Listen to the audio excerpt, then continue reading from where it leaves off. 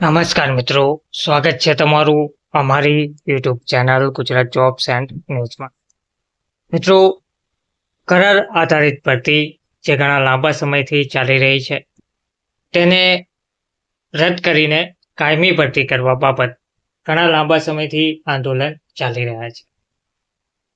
15 વર્ષથી કાયમી ભરતી ના થતા ગાંધીનગરમાં ધરણા, પોલીસે તમામની અટકાયત પણ કરી છે.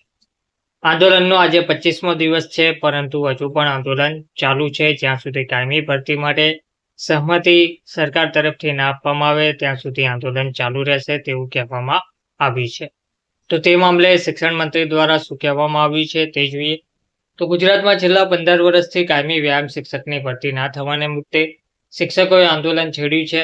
આજે 25મા દિવસે પણ વ્યાયામ શિક્ષકોએ ગાંધીનગરની સત્યાગ્રહ છાવણી ખાતે ધરણા યોજ્યા છે. જોકે પોલીસે તમામની અટકાયત કરી હતી. બીજી તરફ શિક્ષણ મંત્રી કુબેર ડિંડોર સાથે ક્રીડા ભારતી ગુજરાત પ્રાંતના અધ્યક્ષ વિવેક પટેલની આગેવાનીમાં પદ અધિકારીઓએ મુલાકાત કરી હતી. જેમાં શિક્ષણ મંત્રી કુબેર ડિંડોરે આ મુદ્દે સરકાર હકારાત્મક અભિગમ ધરાવે છે તેવો પ્રતિભાવ આપ્યો હતો. ધરણામાં કસરત, સૂર્ય નમસ્કાર, યોગ કરવામાં આવ્યા હતા.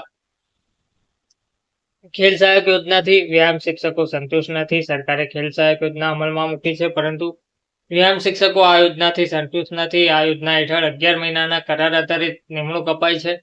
શિક્ષકોનો આક્ષેપ છે કે તેમની વચ્ચેથી જે છૂટા કરી દેવાય છે. આથી બાળકોના રમતગમત ક્ષેત્રે વિકાસની જે પ્રક્રિયા છે તે અધૂરી રહે છે.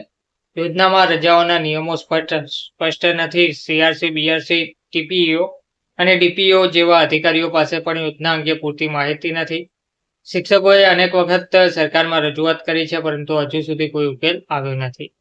તો શિક્ષકોને વર્ષમાં 4 મહિના ઘરે બેસવું પડે છે. શિક્ષકોને વર્ષમાં 8 મહિનાની જ નોકરી અને 4 મહિના ઘરે બેસવું પડે છે. જેથી પરીક્ષા બોર્ડ એસીબી દ્વારા જે ખેલ અભિરુચિ કસોટી એસએટી પરીક્ષા લેવામાં આવી છે તેને માન્ય ગણીને તે પરીક્ષા ઉપર કાયમી ભરતીની માંગ સાથે ઉમેદવારો વ્યાયામ શિક્ષકોએ સત્યાગ્રહ છાવણી આવી પહોંચ્યા છે અને આજે પણ તમામની પોલીસ દ્વારા અટકાયત કરી લેવામાં આવી છે. તેમજ વધુમાં શિક્ષણ મંત્રી દ્વારા ક્રીડા ભારતીએ જે મુલાકાત કરી હતી તેમાં વ્યાયામ શિક્ષકોની કાયમી ભરતી અંગે ચાલી રહેલા આંદોલનના પગલે ગાંધીનગર ખાતે એક મહત્વપૂર્ણ બેઠક યોજાઈ હતી. શિક્ષણ મંત્રી કુબેર ડિંડોર સાથે ગુજરાત પ્રાંતના અધ્યક્ષ વિવેક પટેલની આગેવાનીમાં પદ અધિકારીઓએ મુલાકાત કરી હતી. જેમાં શિક્ષણ મંત્રી કુબેર ડિંડોરે આ મુદ્દે સરકાર હકારાત્મક અભિગમ ધરાવે છે તેવો પ્રતિભાવ આપ્યો હતો અને ક્રીડા ભારતીએ સ્પષ્ટ જણાવ્યું છે કે જ્યાં સુધી વ્યાયામ શિક્ષકોની કાયમી ભરતી અંગે સરકાર યોગ્ય નિર્ણય નહીં લે ત્યાં સુધી ખેલ સહાયકોનું શાંતિપૂર્ણ આંદોલન ચાલુ રહેશે. સંગઠને સરકાર પાસે આ મુદ્દાનું વહેલી તકે નિરાકરણ લાવવાની માંગણી કરી છે અને ક્રીડા ભારતીએ ખેલ સહાયકોના આંદોલનને સમર્થન આપવાની પણ ખાતરી આપી છે.